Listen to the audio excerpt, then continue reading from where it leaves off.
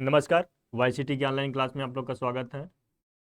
आप लोग कैसे हैं? उम्मीद करते हैं कि आप लोग अच्छे होंगे और अपनी पढ़ाई को आप लोग कंटिन्यू कर रहे होंगे और अपनी जो एग्ज़ाम है, फिलहाल इस महीने में तो अभी कोई एग्ज़ाम नहीं होगा, अगर आप लोग होगा तो उसको आप लोग कंटिन्यू कर रहे होंगे। और हम लोग फीटर ट्रेड की थ्योरी का और यूथ की ऑब्जेक्टिव की एक सीरीज लेके चल रहे हैं और हम लोग 3 चैप्टर तक, यानी कि 2 चैप्टर थ्योरी प्लस ऑब्जेक्टिव वो लोग कंप्लीट कर चुके हैं और हम लोग 3rd चैप्टर में थ्योरी वाला पार्ट कंप्लीट कर चुके हैं 3 क्लास में। और ये हम लोग ऑब्जेक्टिव यानी कि 3rd चैप्टर का जो मेजरिंग डिवाइस एंड टूल्स है उसका हम लोग ऑब्जेक्टिव आज यूथ वाली बुक से सॉल्व करेंगे। यानी ये वाली बुक आप लोग देख ही रहे होंगे, इस वाली बुक का जो ऑब्जेक्टिव है मेजरिंग डिवाइसेस एंड टूल, उसका हम लोग ऑब्जेक्टिव सॉल्व करेंगे। ठीक, तो हम लोग अपनी नेक्स्ट स्लाइड पे चलते हैं और देखते हैं। यहाँ से आप लोगों का मैक्सिमम क्वेश्चन कवर हो जाएगा, यानी कि ऐसे कोई क्वेश्चन नहीं बचेगा कि जहाँ से आप लोग आंसर ना कर पाएँ इस वीडियो को देखने के बाद। ठीक, तो आप लोग वीडियो को देखिए और आप लोग अपने को भी चेक किया करिए कि कौन सा हम सही कर पा रहे हैं, कौन सा हमारा गलत जा रहा है। ठीक, जिससे क्या होगा कि आपका वैल्यूएशन होगा और आपकी एक कॉन्फिडेंस बिल्डअप होगी जो आपको एग्जाम में बहुत मदद करेगी। ठीक, तो हम लोग स्टार्ट करते हैं अपना। ये इसका है मेजरिंग डिवाइस एंड टूल्स का 3rd चैप्टर है, इसी का हम लोग थ्योरी कंप्लीट कर चुके हैं और हम लोग आज इसका ऑब्जेक्टिव स्टार्ट करेंगे। ठीक, तो ऑब्जेक्टिव का फर्स्ट क्वेश्चन है। ठीक, फर्स्ट क्वेश्चन है least count of, sorry pen select कर लेते हैं, least count of an engineers steel rule, यानी कि इंजीनियर इस्पाती रूल का अल्पतमांक क्या होता है। यानी कि स्टील रूल का जो इंजीनियर्स स्टील रूल है उसका लिस्ट काउंट कितनी होती है। ठीक, दिया है A option 1 mm, B option दिया है 0.5 mm, सी ऑप्शन दिया है 0.1 mm और डी ऑप्शन दिया है 0.01 mm। तो हम लोग इसको पढ़े थे, ये लीनियर मेजरिंग डिवाइस होती है और इसकी लिस्ट काउंट कितनी होती है, इसकी लिस्ट काउंट कितनी होती है, ये 0.5 यानी कि ½ mm। ये किसकी होती है, ये साधारण साधारण साधारण क्या रूल, ये साधारण रूल का होता है, यानी कि जो प्लास्टिक का बना होता है या लकड़ी का बना होता है उसका होता है, ये स्टील का होता है। ठीक, स्टील रूल, ये स्टील रूल का होता है। और ये 0.mm, ये वर्नियर वर्नियर में कैलिपर में वो चले जाते हैं। ये किसका होता है, ये माइक्रोमीटर का, हम लोग आगे वाला जो प्रिसीजन मेजरिंग इंस्ट्रूमेंट पढ़ेंगे वहां पे हम लोग इसको पढ़ेंगे, ये माइक्रोमीटर का हो जाएगा। ठीक, तो यहाँ पे ऑप्शन कौन सा सही हो जाएगा, 0.5 mm। ठीक, स्टील रूल क्या होता है, एक लीनियर मेजरिंग डिवाइस है और डायरेक्ट यानी कि प्रत्यक्ष मापन डिवाइस है। और ये किस मेटल का बना होता है, स्प्रिंग मेटल का बना होता है, यानी कि हाई कार्बन स्टील या स्प्रिंग स्टील का बना होता है। ठीक, या स्टेनलेस स्टील का बना होता है। तो ज़्यादातर किसका बना होता है, स्प्रिंग स्टील, या उसके जगह पे अगर नहीं दिया हो तो स्टेनलेस स्टील। ठीक, या फिर स्टेनलेस स्टील या स्प्रिंग स्टील ना दिया हो तो हाई कार्बन स्टील। ठीक, नेक्स्ट क्वेश्चन है विच of the following statement is true for steel rule, steel rule के संबंध में निम्नलिखित में से कौन सा कथन सत्य है। ठीक, हम लोग को सत्य कथन बताना है। ये ऑप्शन है मार्किंग इंस्ट्रूमेंट, यानी कि चिन्हन करने का उपकरण है, यानी कि स्टील रूल किस प्रकार का उपकरण है, तो ये बता रहा है कि मार्किंग इंस्ट्रूमेंट है। बी ऑप्शन है प्रिसीजन इंस्ट्रूमेंट, यानी कि यथार्थ मापन उपकरण है, बी ऑप्शन बोल रहा है। सी ऑप्शन कह रहा है चेकिंग इंस्ट्रूमेंट, यानी कि ये जांच करने वाला उपकरण है। और डी कह रहा है डायरेक्ट रीडिंग मेजरिंग इंस्ट्रूमेंट, यानी कि प्रत्यक्ष रीडिंग मापन उपकरण है, यानी कि प्रत्यक्ष माप देने वाला उपकरण है। तो हम लोग पढ़े थे, ठीक, आप लोग बता सकते हैं, हम लोग पढ़े थे क्या होता है, डायरेक्ट होता है, यानी कि डायरेक्ट मेजरिंग टूल होता है। तो क्या कौन सा ऑप्शन सही हो जाएगा, डायरेक्ट मेजरिंग इंस्ट्रूमेंट, यानी कि डायरेक्ट मेजरिंग डिवाइस। ठीक, नेक्स्ट क्वेश्चन है which tool is use as linear measurement, यानी कि सॉरी लीनियर मेजरमेंट के लिए निम्नलिखित में से, यानी कि जो ऑप्शन दिए गए हैं, कौन सा उपकरण ये आप डिवाइस यूज करेंगे। ठीक, लीनियर रैखिक मापन के लिए या लीनियर मापन के लिए, तो कौन सा किया जाएगा। ए ऑप्शन दिया है आउटसाइड कैलिपर, बी ऑप्शन दिया है इनसाइड कैलिपर, सी ऑप्शन दिया है स्टील रूल और डी ऑप्शन दिया है स्क्राइबर। सॉरी, तो देख लेते हैं ये ऑप्शन ए जो आउटसाइड कैलिपर है ये क्या करता है, ये डाया चेक करता है। डाया किस डाया, आउटर डाया, यानी कि ये क्या करता है, आउटर डाया, आउटर डाया। ये ये इनडायरेक्ट मेजरिंग डिवाइस है, ठीक। ये इनसाइड कैलिपर ये क्या करता है, इनसाइड यानी कि इनर डाया चेक करता है। ये क्या करता है, ये इनर डाया चेक करता है। इनर डाया यानी कि जैसे होल,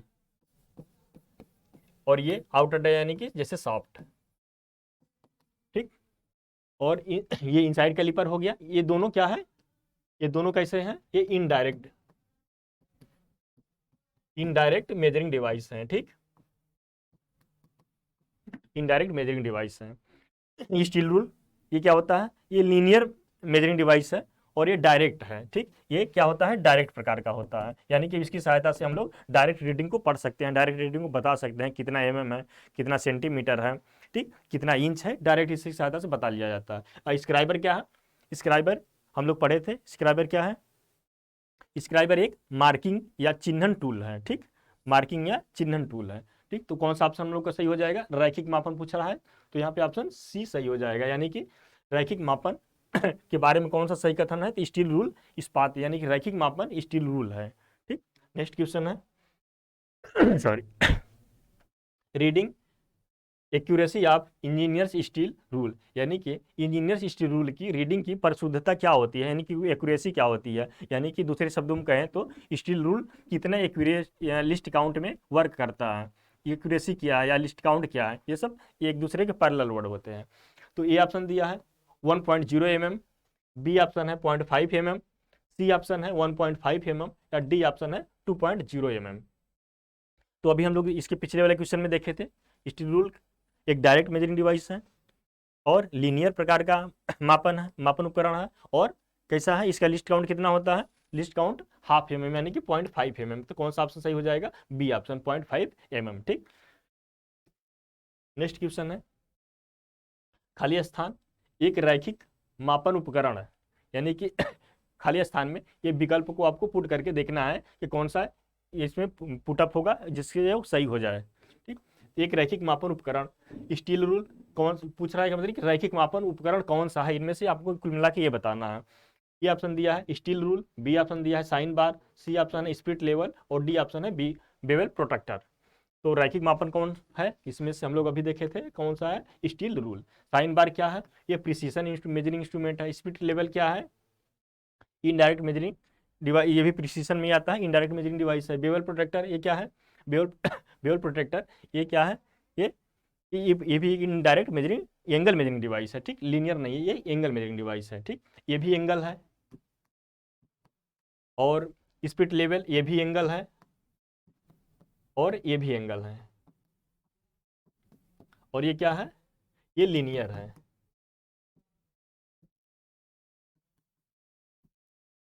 ये लीनियर मेजरिंग डिवाइस है, ठीक। तो यहाँ पे कौन सा ऑप्शन सही हो जाएगा, स्टील रूल। नेक्स्ट क्वेश्चन है, as scale in which the distance between graduation is proportional to the value of graduation is called, यानी कह रहा है कि एक स्केल जिसके दोनों दो अंशांकन के बीच की दूरी उस अंशांकन के मान के समानुपाती होती है वह स्केल कहलाती है। यानी कह रहा है कि एक अंशांकन की जो वैल्यू होती है वो दूसरे अंशांकन के डायरेक्टली प्रोपोर्शनल होती है। तो ऐसा किस स्केल में होता है, ये ऑप्शन है रेगुलर स्केल, या बोलते उस मतलब पूछ रहा है कौन सा स्केल होती है, उसको क्या कहा जाता है। ऑप्शन दिया है regular scale, linear scale, B option में दिया है लीनियर स्केल, सी ऑप्शन में दिया है लाइन स्केल, और डी ऑप्शन में दिया है इक्विडिस्टेंस स्केल। तो हम लोग पढ़ते समय थ्योरी रेगुलर स्केल नाम के कोई नहीं देखे थे कि रेगुलर स्केल कोई होती है, लीनियर स्केल हम लोगों ने देखा था, लाइन स्केल नहीं देखे थे कि कोई स्केल होती है, ठीक। इक्विडिस्टेंस स्केल होती है, ये भी हम लोगों ने जो मेजरिंग डिवाइस पढ़ रहे थे थ्योरी में ये नहीं देखा था। यानी कि कौन से यहाँ पे हो जाएगा, लीनियर स्केल, यानी कि जो ग्रेजुएशन होती है एक अंशांकन और दूसरे अंशांकन के बीच में जो डायरेक्टली प्रोपोर्शनल का रिलेशन होता है वो किसमें, उसको क्या बोला जाता है, लीनियर स्केल, ठीक। नेक्स्ट क्वेश्चन है, स्टील रूल 9 क्वेश्चन है, स्टील रूल बनाया जाता है, यानी कि स्टील रूल किस मटेरियल का बनाया जाता है, ठीक।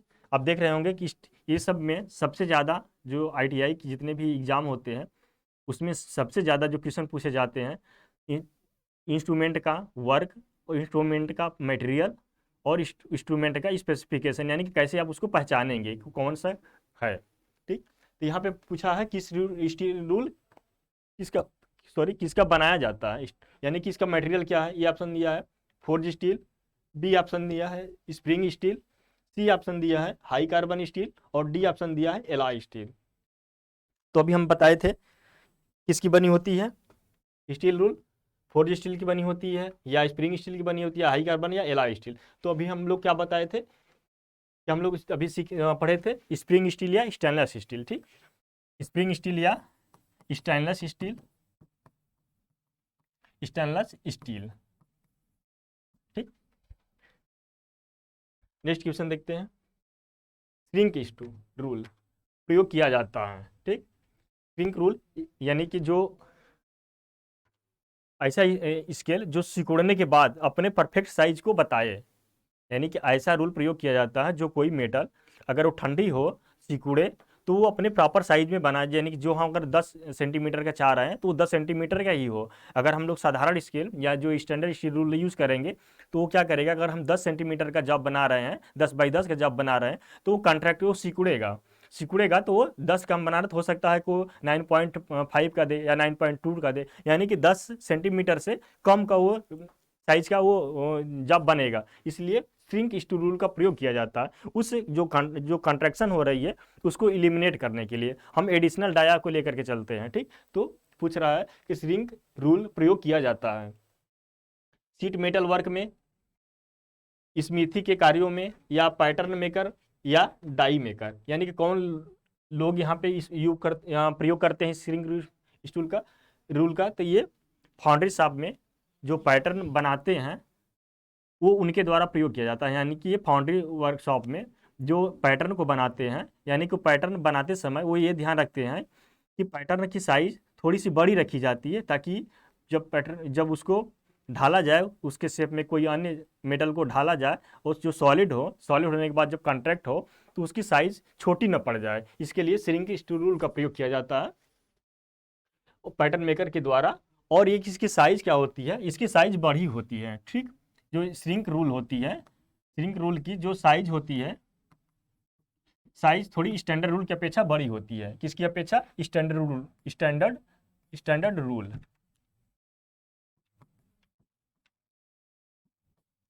स्टैंडर्ड स्टील रूल की अपेक्षा क्या होती है, अपेक्षा बड़ी होती है। ठीक, बड़ी होती है। ये पॉइंट ये जरूरी कि इसकी साइज क्या होती है, स्टैंडर्ड स्टील रूल की अपेक्षा बड़ी रखी जाती है, जिससे कॉन्ट्रैक्ट होने के बाद हम जो जिस साइज में उसको बनाना चाह रहे हैं उसी साइज में आकर के वो जम जाए, सॉलिड हो जाए। ठीक, नेक्स्ट क्वेश्चन है टेढ़ी मेढ़ी सतहों को जांचने के लिए प्रयोग होने वाला कौन सा रूल है, यानी कि टेढ़ी मेढ़ी कोई सरफेस है उसको चेक करने के लिए कौन सा टूल का प्रयोग किया जाएगा। ए ऑप्शन दिया है स्केल, बी ऑप्शन दिया है श्रिंक रूल, ठीक, सी ऑप्शन दिया है स्टील टेप और डी ऑप्शन है कोई नहीं। तो टेढ़ी मेढ़ी सतहों को जांचने के लिए प्रयोग होने वाला कौन सा रूल होगा, यानी कि जिसमें फ्लेक्सिबिलिटी हो, उसको हम मोड़ करके या कहीं पे जा रहा है अलग शेप में जा रहा है, लीनियर नहीं है, तो उसको क्या करेंगे, उसको फोल्ड करके उसको मेजर किया जा सके। ठीक, जैसे कोई ऐसे सरफेस हो गई या कोई ऐसे सरफेस हो गई या कोई इस टाइप की सरफेस हो गई, तो इसको मतलब कि इस टाइप से वो मोड़ा जा सके उसको, जिससे उसकी आप पूरी दूरी को, आप पूरी लंबाई को आप बता सकें। ठीक, scale, shrink rule, steel rule, या सॉरी स्टील टेप। तो यहाँ पे कौन सा ज़्यादा फ्लेक्सिबल है, ये स्टील टेप। ये हम लोग अभी देखे थे किसमें होती है, ये फाउंड्री शॉप में होती है, फाउंड्री शॉप। फाउंड्री शॉप में यानी जो जहाँ पे ढलाई होती है, यानी कि मोल्डिंग में, मोल्डिंग शॉप। ठीक, इसका साधारण, ये तो सिंपल है, इसका जनरल पर्पज के लिए किया जाता है। स्टील टेप ये टेढ़ी मेढ़ी सतहों की जांच करने के लिए या टेढ़ी मेढ़ी सतहों की प्रोफाइल चेक करने के लिए, मापने के लिए प्रयोग किया जाता है। ठीक, तो यहाँ पे कौन सा ऑप्शन सही हो जाएगा, स्टील टेप। नेक्स्ट क्वेश्चन है मार्किंग करते समय रेफरेंस सतह खाली स्थान के द्वारा मिलती है। मार्किंग करते समय जो हम लोग रेफरेंस सतह लेते हैं वो कहाँ से, किसके द्वारा मिलती है हमें, यानी कि रेफरेंस सतह हमें किससे प्राप्त होती है। तो ए ऑप्शन दिया है सरफेस गेज, बी ऑप्शन है वर्क पीस, सी ऑप्शन है कार्य करने के लिए ड्राइंग, या डी ऑप्शन है मार्किंग मेज की सतह। तो यहाँ पे किसकी किसकी सहायता से हमको मिलती है, सरफेस गेज नहीं, तो यहाँ पे हमें किसकी सहायता से मिलती है, मार्किंग मेज की सतह। ठीक, कई बुकों में ये वाला ऑप्शन दिया है काम करने के लिए ड्राइंग, ये गलत ऑप्शन है। ठीक, इससे क्या मिलती है हमें, इससे हमें पूरी साइज मिलती है कि हम ये साइज के बनानी है, लेकिन तो जो हमें रेफरेंस प्लेन प्लेन मिलता है वो मार्किंग ऑफ टेबल, ठीक, या मार्किंग मेज की सतह, इसको इंग्लिश में क्या बोला जाता है, marking of table.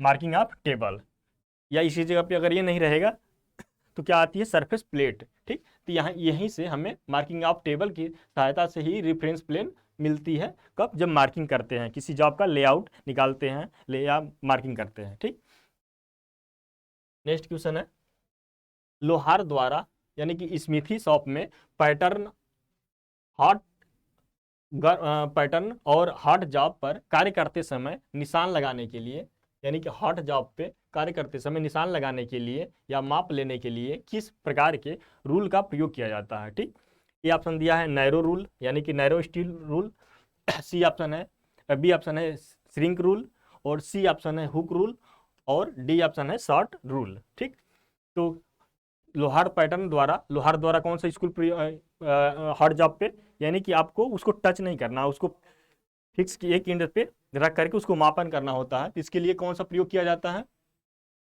Hook rule. ठीक, इससे क्या होता है कि आप हॉट जॉब है उसको आप टच नहीं करेंगे, उसको हुक में फंसा करके उसके डिस्टेंस को या उसकी लंबाई को उसकी चौड़ाई को वो माप लिया जाता है। ठीक, तो कौन सा होगा यहाँ पे, हुक रूल। ठीक, हुक स्टील रूल। ठीक, नेक्स्ट क्वेश्चन है, एक वर्नियर कैलिपर के लिए मुख्य पैमाने पर पठन मेन स्केल, ये हम लोग ये प्रिसीजन इंस्ट्रूमेंट का क्वेश्चन है, यहाँ पे आ गया है गलती से।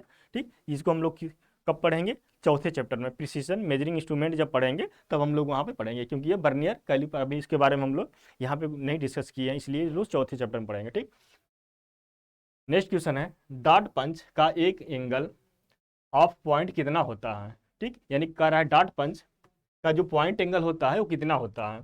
ये ऑप्शन दिया है यहाँ पे, ये डॉट पंच आप लोग समझे होंगे, समझ रहे होंगे इंग्लिश वाले, डॉट पंच। ठीक, पॉइंट एंगल, ये ऑप्शन है 10 डिग्री, बी ऑप्शन है 45 डिग्री, सी ऑप्शन है 60 डिग्री, और डी ऑप्शन है 90 डिग्री, यानी कि 10, 45, 60 और 90 डिग्री। इसमें से कौन सा सही होगा, डॉट पंच निशान लगाने के लिए, यानी कि विटनेस मार्किंग के लिए, यानी कि जो हम लोग चाक की सहायता से या स्क्राइबर की सहायता से जो लाइन ड्रा किए रहते हैं, जो निशान लगाए रहते हैं, उस निशान को पक्का करने के लिए प्रयोग किया जाता है, वो डॉट पंच होता है। ठीक, तो डॉट पंच का जो एंगल होता है वो 60 डिग्री का होता है, ये हाई कार्बन स्टील का बना होता है, और कहाँ पे प्रयोग किया जाता है, ये विटनेस मार्किंग के लिए। ठीक, तो कभी कभी पूछता है कि किस पंच को विटनेस मार्किंग पंच भी कहा जाता है, तो विटनेस मार्किंग पंच कौन सा है, डॉट पंच है। इसका एंगल कितना होता है, 60 डिग्री, और ये किसका होता है, जो 90 डिग्री की होता है किसका होता है, सेंटर पंच। ठीक, और जो 30 डिग्री होता है, यहाँ पे नहीं दिया है, 30 डिग्री होता है किसका, प्रिक पंच, प्रिक पंच। ठीक, ये सॉफ्ट मेटल पे यूज किया जाता है, सॉफ्ट मेटल पे निशान लगाने के लिए यूज किया जाता है, और सेंटर पंच का यूज कहाँ किया जाता है, जो निशान लगाने के लिए यानी कि सेंटर सेलेक्ट करने के लिए, तो centre, centre for drilling. Drill करने से पहले यानी कि होल बनाने से पहले एक सेंटर लगा लिया जाता है मेटल पे, और फिर उसी पे ड्रिल बिट रख करके ड्रिल किया जाता है, यानी कि होल बनाया जाता है। ठीक, नेक्स्ट क्वेश्चन है, स्क्राइबर का तीक्ष्ण बिंदु यानी कि इसका जो शार्प पॉइंट है, शार्प शार्प पॉइंट, स्क्राइबर का शार्प पॉइंट किस कोण पे होता है, यानी कि कितने डिग्री कोण पे उसको ग्राइंड किया जाता है। ठीक, कितना डिग्री कोण पे होता है वो, ये ऑप्शन दिया है 5 डिग्री से 10 डिग्री, बी ऑप्शन है 0 डिग्री से 5 डिग्री, सी ऑप्शन है 45 से 90 डिग्री, और डी ऑप्शन है 15 डिग्री से 20 डिग्री। तो हम लोग पढ़े थे स्क्राइबर। स्क्राइबर क्या होता है? एक मार्किंग मार्किंग टूल है, और ये हाई कार्बन स्टील का बना होता है, और इस इसके इंड पे, इसका इंड जो शार्प होता है वो 12 से 15 डिग्री में ग्राइंड किया हुआ होता है। और ये कितने प्रकार के होते हैं? 4 प्रकार के होते हैं। पहला स्ट्रेट टाइप स्क्राइबर, दूसरा बेंट टाइप स्क्राइबर, और तीसरा एडजस्टेबल टाइप स्क्राइबर, और चौथा क्या होता है? Offset type scriber. ठीक, तो कितना डिग्री होता है? 10 से 12। हम लोग कितना पढ़े थे यहाँ पे? इसका कोण कितना होता है? और सॉरी, 12 डिग्री से 15 डिग्री। तो हम लोग देख लेंगे 12 से 15 डिग्री के बीच में इस ऑप्शन में से कौन पास है। ठीक, तो कौन सा पास है? 5 से 10 ये ज़्यादा कम हो जा रहा है, 0 से 5 ये बहुत कम हो जा रहा है, 45 से 90 बहुत ज़्यादा हो जा रहा है। ठीक, तो कौन सा सही हो जाएगा? 15 से 20 डिग्री। तो ये वाला ऑप्शन, डी वाला ऑप्शन सही हो जाएगा। स्क्राइबर का जो शार्प पॉइंट होता है वो 12 से 15 डिग्री, यानी कि 15 से 20 डिग्री पे ग्राइंड किया हुआ होता है। ठीक, नेक्स्ट क्वेश्चन है, स्क्राइबर किसका बना होता है? अब अभी हम बताएं स्क्राइबर किसका बना होता है। स्क्राइबर किसका बना होता है? अभी हम लोग पढ़े थे हाई कार्बन स्टील का बना होता है। 4 प्रकार का होता है। कौन कौन होता है? Straight, bent type, adjustable type और ऑफसेट टाइप। ठीक, 4 प्रकार का होता है, आप लोग याद कर लिए होंगे। और एक स्क्राइबर एक पॉकेट टाइप का होता है, जो पॉकेट में रख करके, यानी कि जनरल पर्पज के लिए जो पॉकेट में रख करके इधर उधर ले जाया जाता है, वो उसको पॉकेट स्क्राइबर बोला जाता है। और उसकी जो लंबाई होती है वो 100 mm होती है। कितनी होती है? कई बार एग्जाम में पूछा गया है, पॉकेट स्क्राइबर की लंबाई कितनी होती है? 100 mm होती है। ठीक, नेक्स्ट क्वेश्चन है, the 60 degree dot punch is used for, यानी कि जो 60 डिग्री का जो डॉट पंच है, 60 डिग्री का डॉट पंच है, उसका उपयोग किसके लिए किया जाता है? ठीक, ए ऑप्शन दिया है विटनेस मार्किंग, बी ऑप्शन है पोजीशन ऑफ डिवाइडर्स, यानी कि डिवाइडर्स के पोजीशन को लोकेट करने के लिए, सी दिया है एक्यूरेसी ऑफ पंचिंग, पंचिंग के एक्यूरेसी को मेंटेन करने के लिए या एक्यूरेसी बनाए रखने के लिए, वाइड पंचिंग, यानी कि बहुत चौड़ाई में पंचिंग करना हो, बहुत मतलब बृहद क्षेत्र रेंज में पंचिंग करना, उसके लिए। तो किसका करते हैं? अभी हम लोग पढ़े थे डॉट पंच, विटनेस मार्किंग पंच होता है, ये हाई कार्बन स्टील का बना होता है, और इसका कोण जो होता है 60 डिग्री का होता है। सेंटर पंच 90 डिग्री का होता है, उसका जो पॉइंट एंगल होता है 90 डिग्री होता है, वो भी हाई कार्बन स्टील का बना होता है। ठीक, प्रिक पंच कितना होता है? 30 डिग्री एंगल का पॉइंट एंगल होता है उसका, वो भी हाई कार्बन स्टील का बना होता है। और ये सॉफ्ट मेटल पे सॉफ्ट मेटल पे निशान लगाने के लिए प्रयोग किया जाता है, जैसे सीट मेटल में, या और कोई जो नर्म धातु हो गए, जैसे एल्यूमिनियम, कॉपर, पीतल, ये सब हो गए। ठीक, तो यहाँ पे कौन सा सही हो जाएगा? ये option, witness marking. Next question है, sorry, which of the following is a type of dividers, निम्न में से कौन डिवाइडर का प्रकार है? ठीक, ये दिया है फर्म ज्वाइंट टाइप डिवाइडर्स, यानी कि स्थायी जोड़ प्रकार का डिवाइडर, बी ऑप्शन दिया है स्प्रिंग टाइप डिवाइडर, यानी स्प्रिंग प्रकार का डिवाइडर, सी ऑप्शन दिया है spring type dividers and firm joint type dividers both, यानी कि दोनों प्रकार का होता है, यानी कि जो ये भी दिया है उसको दोनों कंबाइंड कर दिया यहाँ पे। डी दिया है नन ऑफ दी, यानी इनमें से कोई नहीं। तो हम लोग पढ़े थे डिवाइडर बेसिकली 2 प्रकार के होते हैं जोड़ के आधार पे। कौन कौन?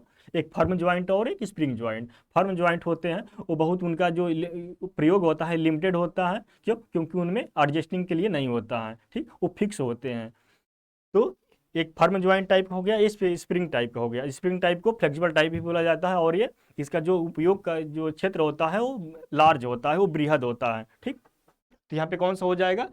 Spring type divider and firm joint type divider, यानी कि ऑप्शन नंबर यहाँ पे ऑप्शन सी सही हो जाएगा। ठीक, डिवाइडर कितने प्रकार के होते हैं? 2 प्रकार के, फर्म और spring joint divider. Okay, next question है, which angle of the prick punch is used to mark the witness mark, यानी कि एक ही क्वेश्चन अभी घूम रहा है, किस प्रकार के प्रिक पंच का प्रयोग विटनेस मार्किंग के लिए किया जाता है। ठीक, तो विटनेस मार्किंग को हम लोग को यहाँ पे फोकस करना है विटनेस मार्किंग के लिए। विटनेस मार्किंग किससे किया जाता है? डॉट पंच से। डॉट पंच का एंगल ऑफ पॉइंट कितना होता है? 60 डिग्री। किस चीज़ का बना होता है? हाई कार्बन स्टील का।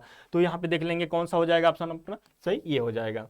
ठीक, तो निशान विटनेस मार्किंग के लिए जो प्री पंच का जो एंगल होता है वो 60 डिग्री होता है। ठीक, अगर आप लोग इस पे डाउट कर रहे हैं तो ये गलत है। ठीक, ये प्रिक पंच का होता है, विटनेस मार्किंग पंच उसको नहीं बोला जाता है। ठीक, या फिर कह दे कि सॉफ्ट मेटल पे प्रयोग विटनेस मार्किंग के लिए तब वो होगा। ठीक, ये डॉट पंच का होता है और ये तो उसके वेब के लिए होता है।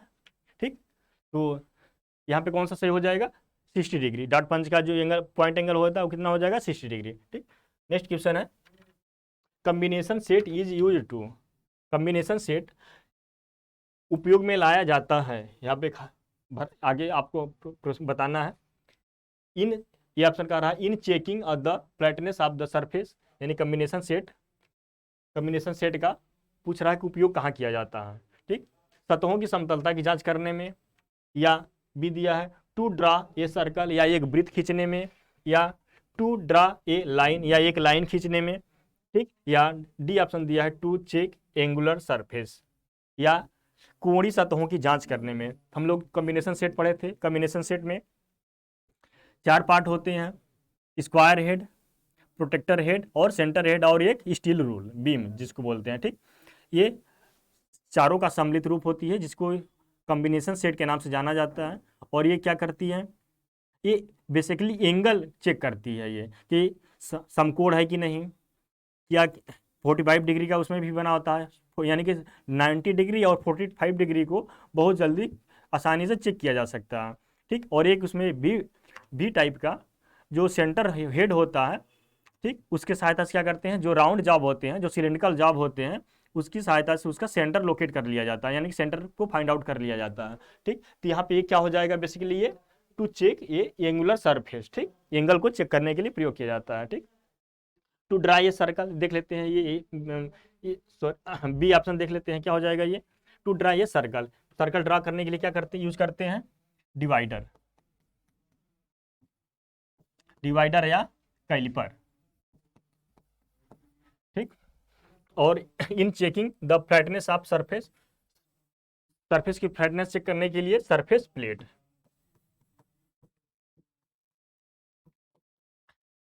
प्लेट या ट्राई स्क्वायर। ठीक, और कौन सा बच्चा? टू ड्रा ये लाइन ड्रा करने के लिए क्या यूज करते हैं? स्क्राइबर। ठीक, लाइन ड्रा करने के लिए स्क्राइबर। ठीक, या steel rule, linear steel rule use कर सकते हैं, उसकी सहायता से आप ये।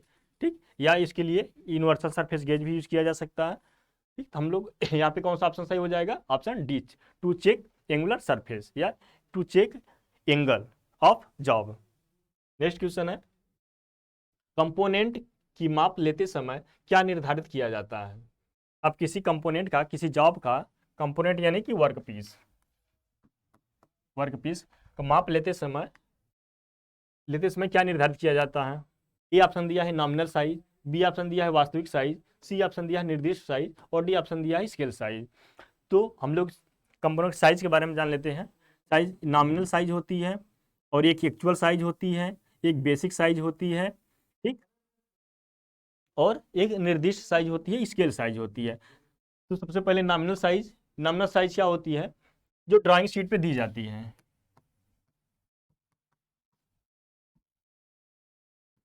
ड्राइंग शीट पे दी जाती है। ठीक,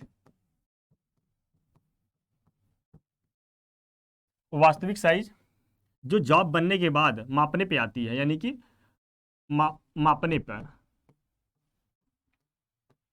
मापने पर जो साइज प्राप्त होती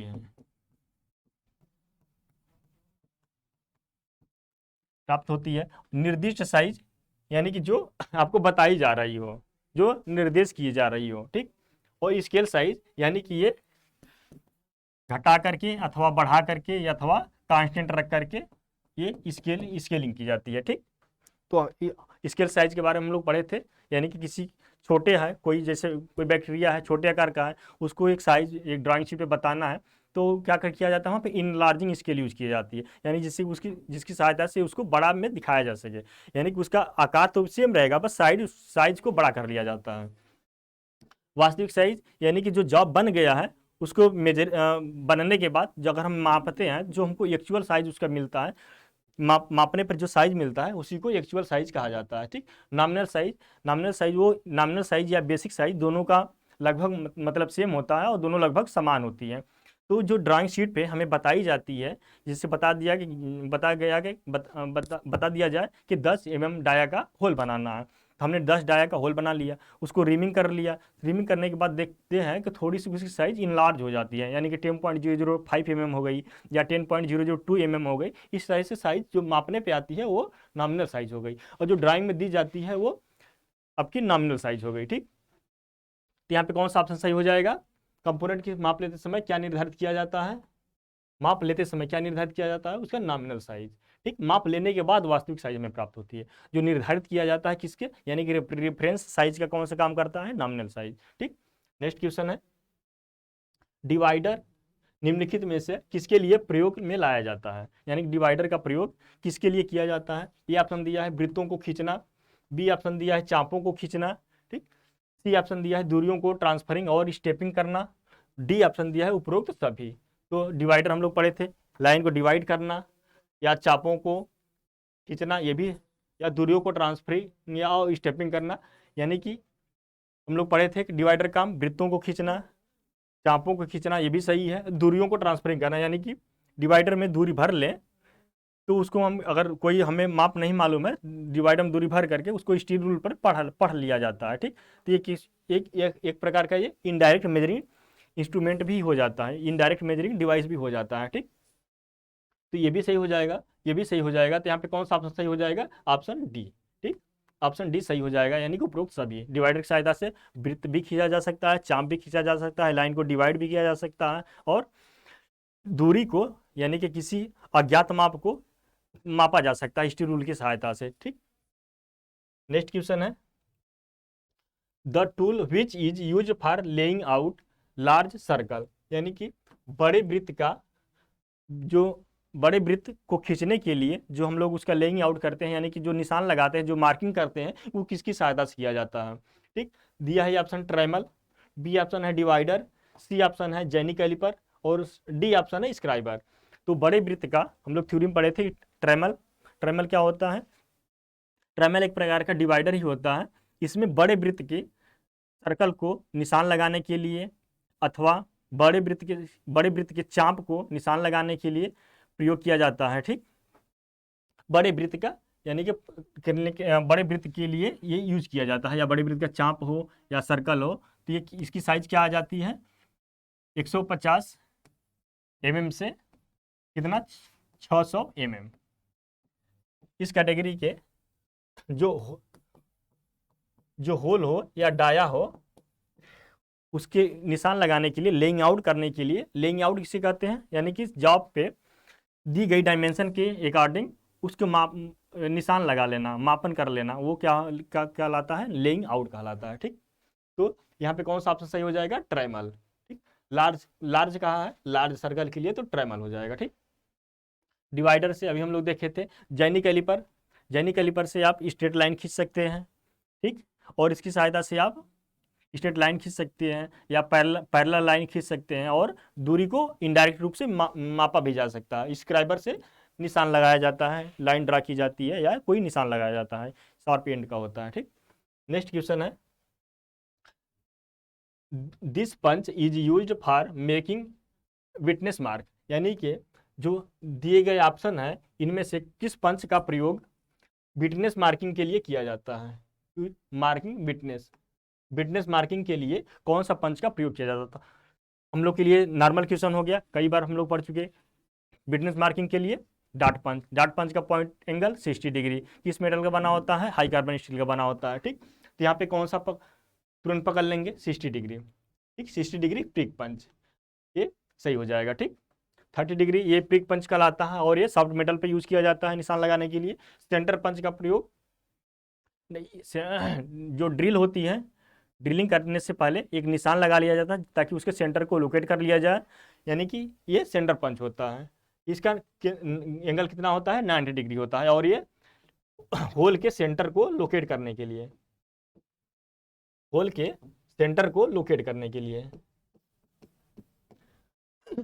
सॉरी, लोकेट करने के लिए प्रयोग में लाया जाता है। ठीक, यहाँ पे विटनेस मार्किंग के लिए किस पंच का प्रयोग करते हैं? 60 डिग्री प्रिक पंच या 60 डिग्री डॉट पंच। ठीक, नेक्स्ट क्वेश्चन है, permanent marks made by placing punch marks at convenient in interval along a marked line is known as, यानी कि अंकित लाइन के साथ सुविधाजनक अंतरालों में छिद्रित चिन्ह लगाते हुए स्थिर चिन्ह लगाने को खाली स्थान कहते हैं। यानी कि साफ क्या पूछ रहा है कि आप किसी लाइन को जब पक्का करते हैं, यानी कि एक इंटरवल में एक डॉट डॉट डॉट लगाते हुए चलते हैं मार्किंग करते समय, तो आप इनमें से किस पंच का प्रयोग करते हैं। तो दिया है punch marks, witness marks, line marks, यानी कि drill marks.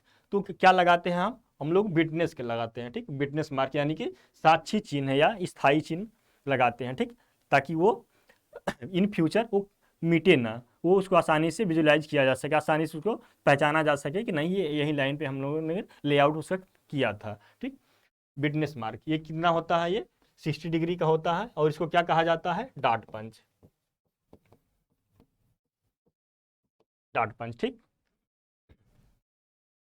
Next question, which of the following is use to drive dowels and rivets out of their holes, यानी कि निम्नलिखित में से कौन सा जो ड्राइवर है, यानी कि किस उपकरण का प्रयोग किया जाता है किसी होल में, डावल पिन हो गई या रिविट हो गई, उसको निकालने के लिए, ठीक। यानी होल से डावल पिन या रिविट को निकालने के लिए निम्नलिखित में से किस उपकरण का प्रयोग किया जाएगा। ये ऑप्शन दिया है सेंटर पंच, बी ऑप्शन दिया है प्रिक पंच, और सी ऑप्शन दिया है पिन पंच, अथवा डी ऑप्शन दिया है हॉलो पंच, ठीक। तो यहाँ पे जो ए ऑप्शन है सेंटर पंच, ठीक, बी ऑप्शन है प्रिक पंच। तो सेंटर पंच का काम था, अभी हम लोग देखे थे, ये सेंटर करना, सेंटरिंग ऑफ होल, ठीक। यानी कि ड्रिल होल बनाने के लिए जो ड्रिलिंग करते हैं उसके लिए एक सेंटर फाइंड आउट करने की जरूरत होती है, ठीक, ताकि वो ड्रिल बिट वहां से मूव ना करे, ड्रिल को घूमते समय कहीं दूसरे जगह छिटक के न चला जाए, इसके लिए सेंटर लोकेट किया जाता है, उसको सेंटर पंच कहा जाता है। और इसका कितना होता है, इसका जो डिग्री होता है वो 90 डिग्री होता है, ठीक। पिक पंच ये 30 डिग्री का होता है, 30 डिग्री होता है, और ये सॉफ्ट मेटल पे यूज किया जाता है, सॉफ्ट मेटल पे निशान लगाने के लिए, ठीक। पिन पंच इसका प्रयोग किया जाता है कितने, जो डावेल पिन्स है, डावेल पिन और जो रिवेट वगैरह है, जो रिवेट वगैरह है, अगर वो फंस गए हैं होल में तो उसको निकालने के लिए। और हॉलो पंच का प्रयोग कहाँ किया जाता है, हॉलो पंच का जैसे किसी जो फ्लैट शीट मिली है, जो जॉब मिला है, उसमें से ब्लैंक निकालने के लिए, यानी कि कार्यकारी जो हमारा वर्कपीस है उसको निकालने के लिए, यानी कि होल बनाने के लिए, ठीक। इसको क्या लिख देंगे, हॉलो कटिंग, हॉलो कटिंग, ठीक। तो यहाँ पे कौन सा ऑप्शन सही हो जाएगा, क्या पूछा है, डावेल्स पिन और रिविट्स को निकालने के लिए किस उपकरण का प्रयोग किया जाता है, तो कौन सा हो जाएगा, पिन पंच, ठीक। पिन पंच की सहायता से डावेल पिन्स को या रिविट्स को जो फंसे होते हैं उनको निकाला जाता है, ठीक। और ये मार्किंग के लिए यूज नहीं किया जाता, बल्कि किसके लिए यूज किया जाता है, ये एक्सट्रैक्टर की तरह यूज किया जाता है, ठीक। नेक्स्ट क्वेश्चन है, खाली स्थान is used for making very large radius, ठीक। बहुत बड़ी त्रिज्या का निर्माण करने हेतु खाली स्थान का प्रयोग किया जाता है, यानी कि बड़ी वृत्त के त्रिज्या का निर्धारण करने के लिए आप किस निम्नलिखित में से किस उपकरण का प्रयोग करेंगे।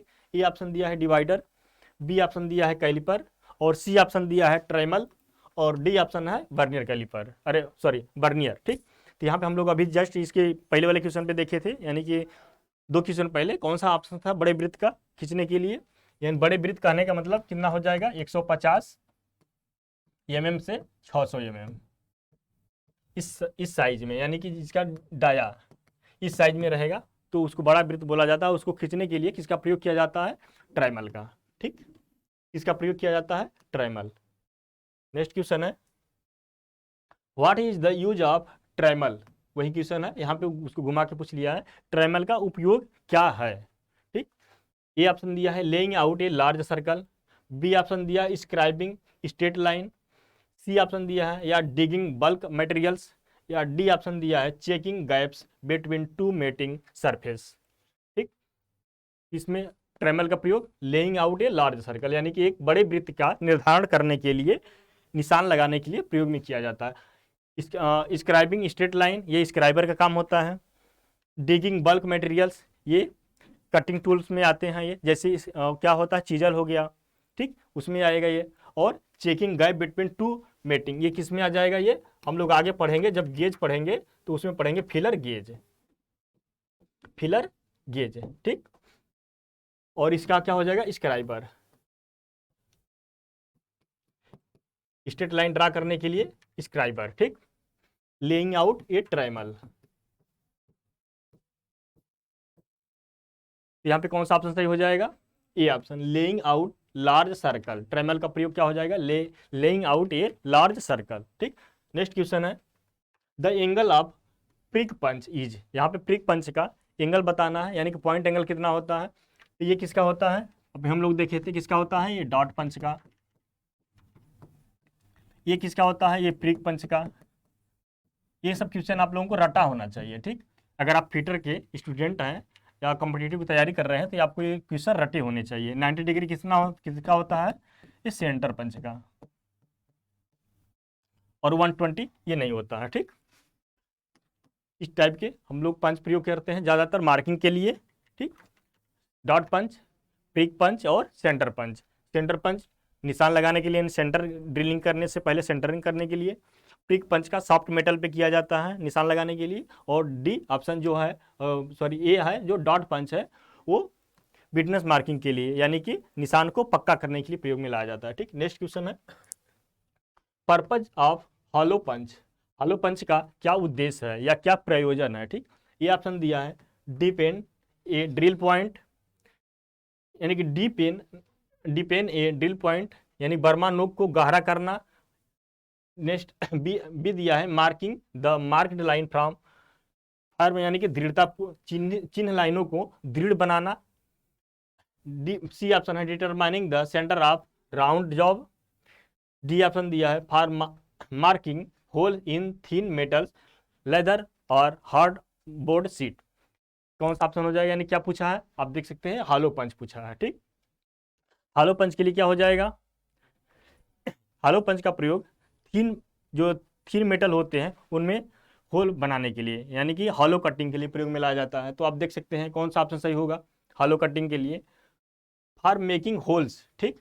हॉलो कटिंग हो गई है इन थिन मेटेलिक है, ठीक। तो ये क्या हो जाएगा, जैसे सॉरी जैसे लेदर हो गया, एल्यूमिनियम शीट हो गई, कॉपर की शीट हो गई, इत्यादि हो गई, ठीक।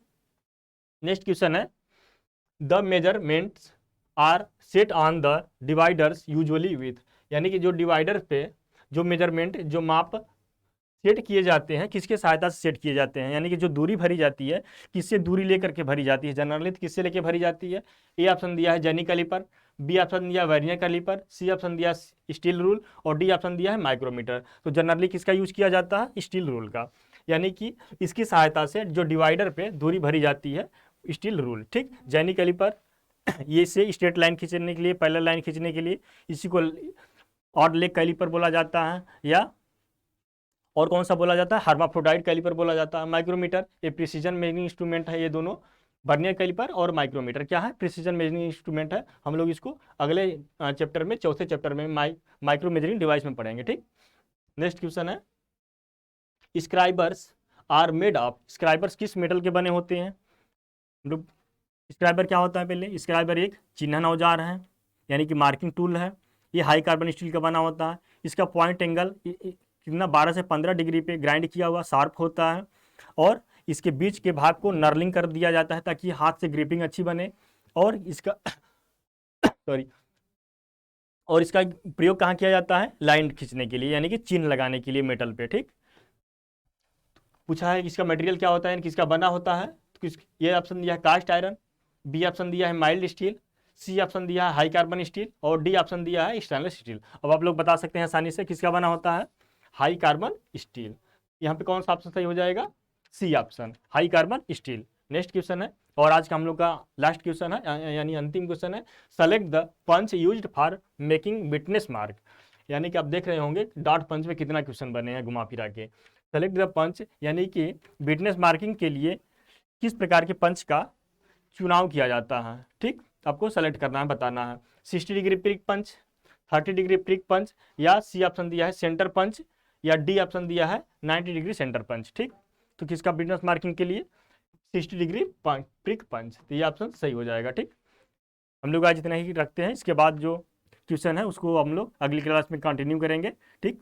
वीडियो कैसा लगा आप लोग ज़रूर कमेंट बॉक्स में लिखिए, और आप क्या चाहते हैं यूथ से, यानी कि किस तरह से पढ़ाया जाए, ऑब्जेक्टिव या थ्योरी दोनों को लेकर के, या फिर ओनली ऑब्जेक्टिव या ओनली थ्योरी, आप जैसा आप लोगों को अच्छा लगा आप लोग कमेंट में ज़रूर मेंशन करिएगा, ठीक। धन्यवाद।